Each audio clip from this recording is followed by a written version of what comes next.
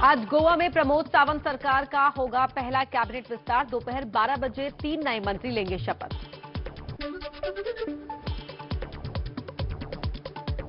दिल्ली में कांग्रेस नेता राहुल गांधी आज किताब the Dalit truth the battles for realising Ambedkar's vision को करेंगे लॉन्च। ये किताब पेंगुइन रैंडम हाउस इंडिया की रीथिंकिंग इंडिया सीरीज का 8वां संस्करण है।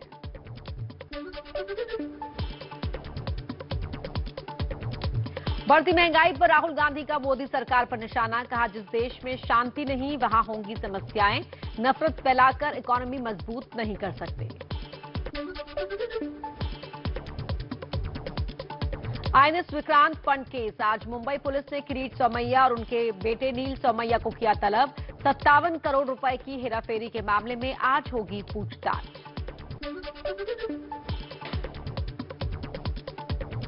दिल्ली, महाराष्ट्र समेत 5 राज्यों में कोरोना के बढ़ते मामलों को लेकर केंद्र सरकार अलर्ट। केंद्रीय स्वास्थ्य सचिव ने सख्त निगरानी बनाए रखने को कहा। कुपोषण के खिलाफ अभियान पर कैबिनेट का फैसला। सरकारी योजनाओं में फोर्टिफाइड चावल दिए जाएंगे। गरीबों को दिए जाने वाला चावल फोर्टिफाई होगा।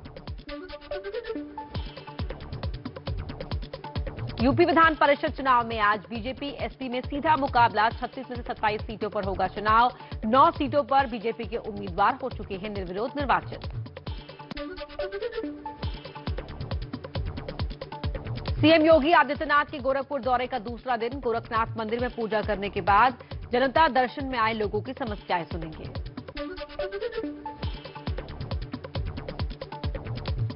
आज से मिशन हिमाचल पर बीजेपी के राष्ट्रीय अध्यक्ष जेपी नड्डा शिमला में रोड शो और जनसभा को करेंगे संबोधित।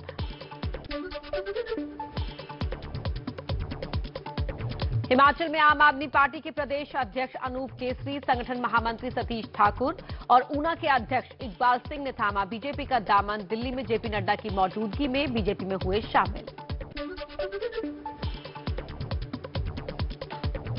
मुंबई में शरद पवार के घर के बाहर हुए प्रदर्शन पर 23 महिलाओं समेत 105 लोगों के खिलाफ केस दर्ज।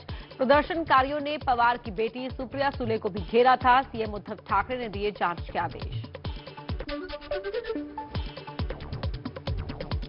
शिवसेना सांसद संजय राउत ने कहा, मुंबई को महाराष्ट्र से अलग कर केंद्र शासित प्रदेश बनाना चाहती है मोदी सरकार।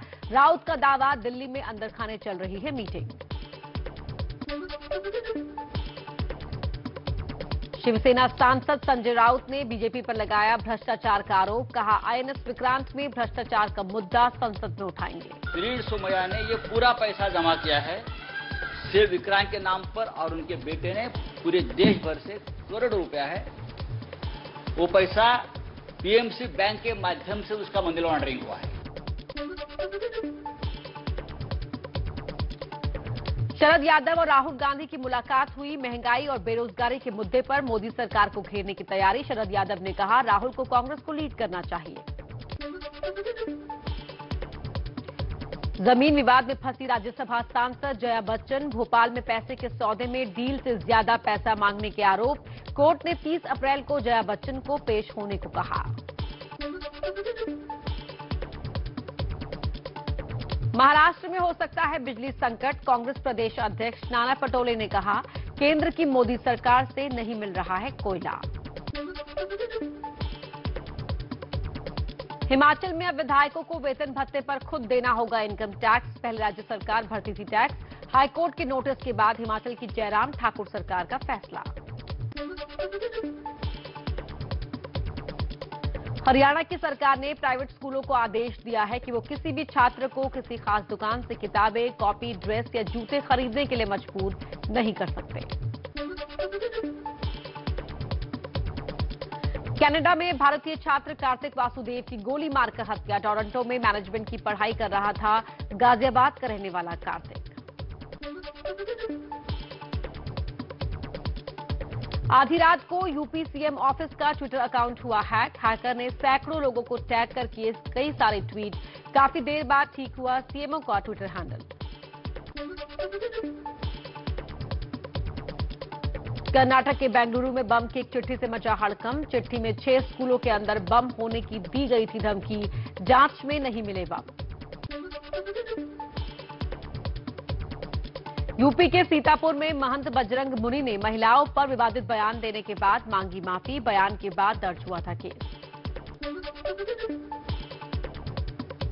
श्रीनगर में अलगाववादियों ने लगाया आजादी का नारा। जुमे की नमाज के बाद जामिया मस्जिद के पास लगाए गए नारे सोशल मीडिया पर वायरल हुआ वीडियो। गोंडा में आसाराम के आश्रम में लड़की का शव मिलने के मामले में नया खुलासा। पोस्टमार्टम रिपोर्ट में शरीर पर नहीं कोई चोट के निशान, अब विस्तृत रिपोर्ट का इंतजार।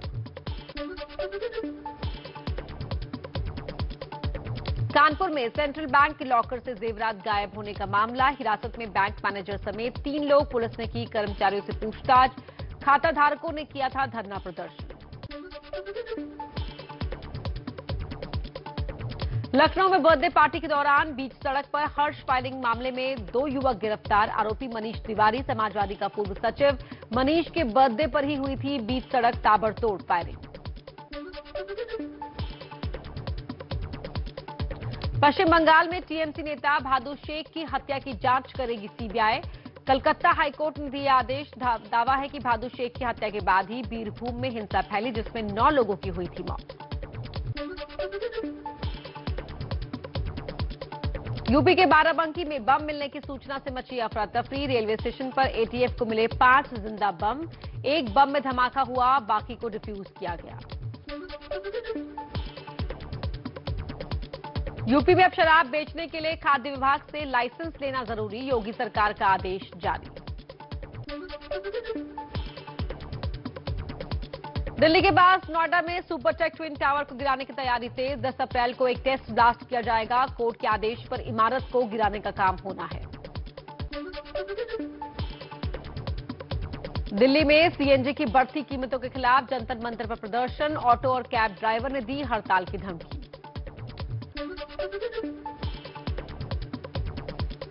दिल्ली में टैक्सी यूनियन का सरकार से सीएनजी पर 35 रुपए की सब्सिडी की मांग। 11 अप्रैल को यूनियन करेगी प्रदर्शन। बीते एक हफ्ते में केरल में 2321, मिजोरम में 814, महाराष्ट्र 794, हरियाणा में 367 तो दिल्ली में 826 नए कोरोना केस दर्ज हुए। 18 साल से ऊपर के लोगों को लग सकेगा कोरोना वैक्सीन का booster dose. Private vaccination centre पर लगेगी वैक्सीन। अयोध्या में भव्य रामनवमी मेले की चल रही है तैयारी। बड़ी संख्या में पहुंच रहे श्रद्धालु। 10 से 15 लाख भक्तों का अयोध्या पहुंचने का अनुमान। सुरक्षा व्यवस्था में जुटा प्रशासन।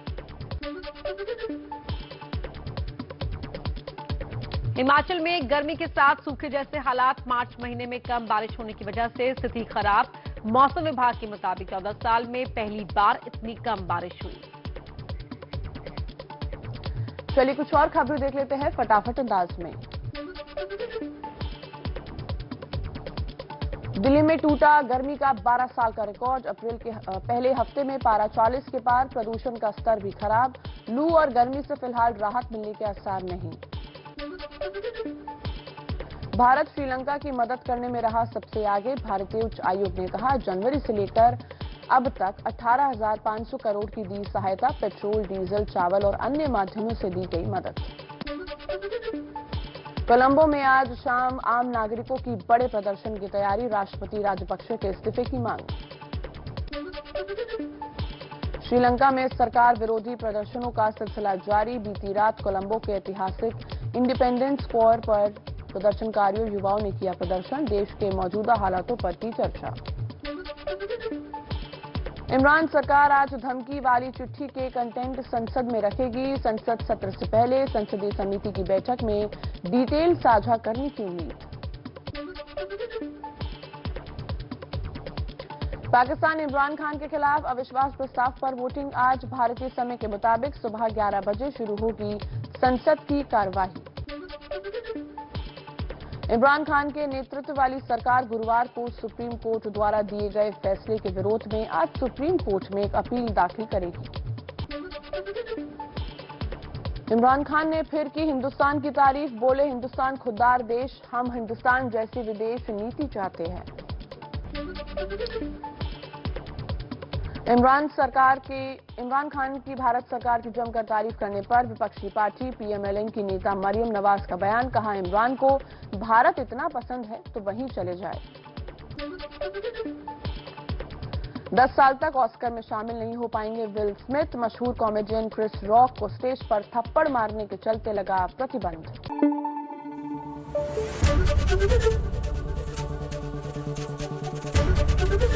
एबीपी न्यूज आपको रखे आगे।